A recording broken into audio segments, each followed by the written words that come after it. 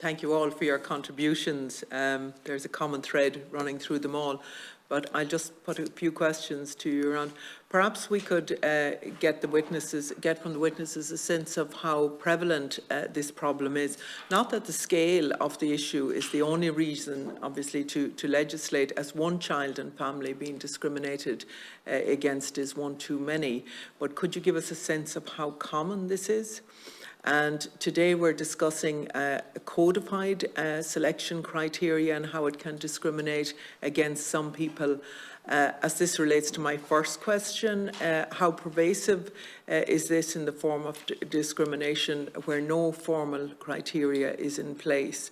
And do schools need this formal criterion in order for them to make selections based on family backgrounds? And Dr. Doyle, I just want to ask you, you state that your view is that any admissions criteria in oversubscribed school is going to result in discommoding certain students and certain families.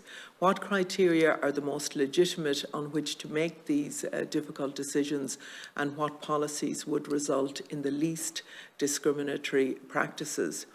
And can the witnesses think of any circumstances where the current legislation is justified, or is it fundamentally unjustifiable and should be removed? For an example, is there an issue in relation to gentrification, where due to the housing crisis, for example, people cannot afford to live in communities where they grew up?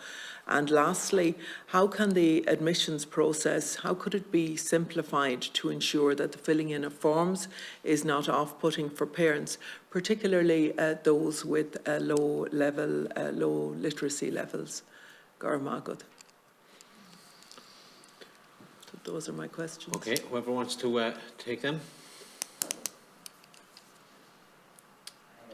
I suppose just in relation to the least discriminatory practices, I suppose,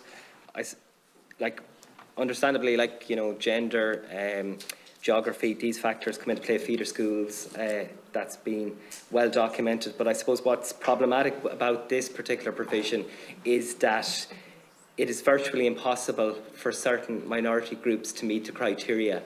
So my argument would be that, any criteria which is virtually impossible to meet is fundamentally discriminatory, so that should be removed. Whatever about a chance of a lottery, if everybody has an equal opportunity of gaining a place, at least it's fair. Somebody's obviously going to fall the wrong side of it, but the fact that I think it was a submission to this committee in 2019 that it's still 57% of boys haven't completed from the traveller community haven't completed primary school or haven't entered secondary school. So even in 10 years' time, the effect of that will be still palpable. Okay. If you want to remove your mask while you're speaking, it's totally up to yourselves, but you can remove your mask when speaking, no problem whatsoever, okay? Just I'll leave it up to each individual speaker themselves. Deputy. Sorry, just the other questions, if any of you would want to speak to those, as I say, just to give us an idea of the scale as well in terms of how prevalent. Just as regards the scale, I think that's one of the things I went looking for, and I can't find any research that tells us. I think we're right in saying we have 2 admissions cycles done at this stage since it came into being. We should have it. I was hoping that last week the Joint Managerial Board might have some figures, but they just said limited or a small number. And I think that's crucial. We should have those figures to hand to try and make a decision. But at the same time, from our point of view, one child discriminated on this basis is too many. And I think David said it very well that we're in situations where this will be perpetuated if we, for the children who are cohorts, the children coming from direct provision, children coming from international abroad, their parents will not have reached the criteria, so they're going to be disadvantaged for the next 2 generations. So we need to make sure that we stamp it out and move it to a situation where it's much more available to all the children. You asked about the formal criteria. I mean, again, I think there's a number of criteria that are already there that doesn't need this one. You can get 2 to 3, 4 criteria that are, in the locality. The idea of education is to be local, available to those who are living here, various other criteria, and then if you do move to a lottery, then everybody has that equal. It's never ideal. Lottery is far from ideal, but if that's what you're left with, then it is equally available to all children. That's the key to the future, as far as I'm concerned. Can I just ask you on that, do you mind, just your view in terms of, this happens in rural areas, particularly children with disabilities, or children with extra educational needs, who are often transported to towns, I know for instance my own, 50 miles away, 100-mile round trip in order to access education. What's your view on that? Well, obviously, from our point of view, it's not the way forward. Again, we need to be moving to a situation with schools. I would like to see schools, that all schools have availability to special needs children, and that all teachers rotate around the special needs classes, and that all the children get a chance to move around the situations. We create a properly inclusive and engaged population of children. The children who don't have special needs will recognise and understand engagement with the children that are, and vice versa. They become friends, they know each other, they see each other around the school, around the town. They're not farmed away to somewhere else and come back and know nobody when they come back to their own hometown. So obviously that's for me, that'll be the thing we need to move to as quickly as possible. Absolutely, it should never be happening in the first place, in the first instance. Ms. Fanny, do you want to come in there?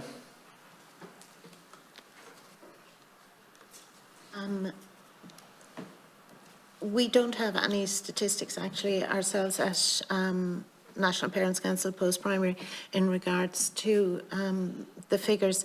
What I will say is that every year we're inundated with distraught parents who have not gotten a place for their child for various reasons. I think one of just to put it simply and very coherently, what we would see the most support for coming from our cohort of parents would be that it is very important that the place in a school be given preference if you have a sibling in that school, or if you have had, sometimes there may be 6 or 7 years between siblings and you have had the experience of a school, so it's important that your next child, has access to that school as well.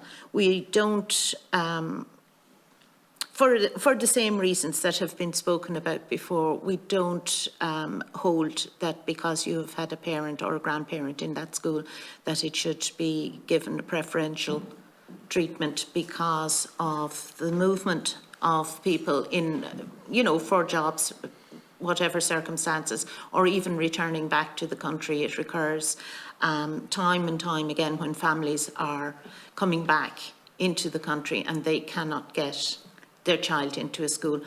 One of the main things that crops up every year is you're offered a place in November, you don't get the school that you were looking for.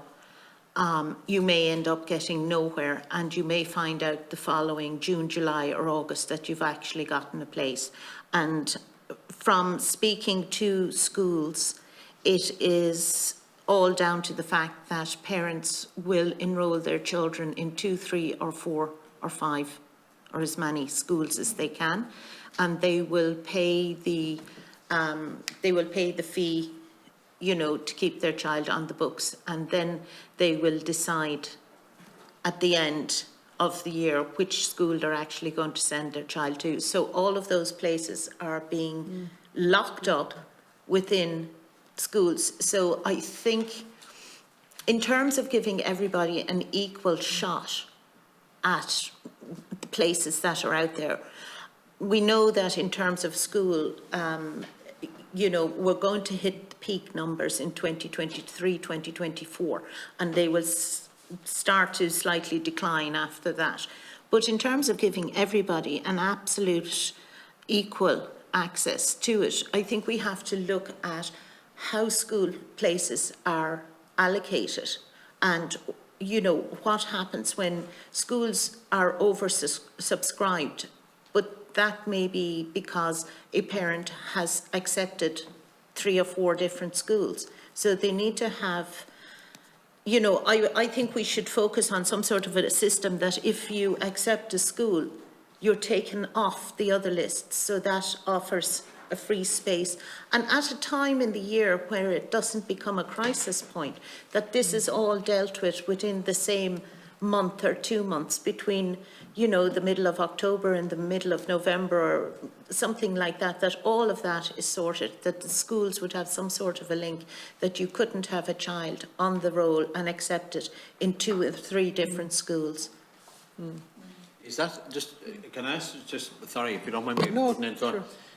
I know in Wexford, Yes. in secondary schools, Yes. and I'm sure Ms Banning is probably aware of this, the schools do communicate with each other. Some schools, but I know in other circumstances, in other counties, by talking to my own parliamentary colleagues, schools don't have that relationship, right? And I know I've spoken to the Department of Education specifically on this issue, that they should be sharing information. I know there's issue around GDPR and everything like that, but my understanding is that that was cleared up by the department for schools to be able to communicate, to see who is on duplicate lists. Because I know in Wexford, specifically in Wexford town, it's a huge issue where you could have kids on multiple lists, not alone in their own respective towns, but outside of other areas as well, in your Ross or in Escorty. Sorry for putting in, Deputy.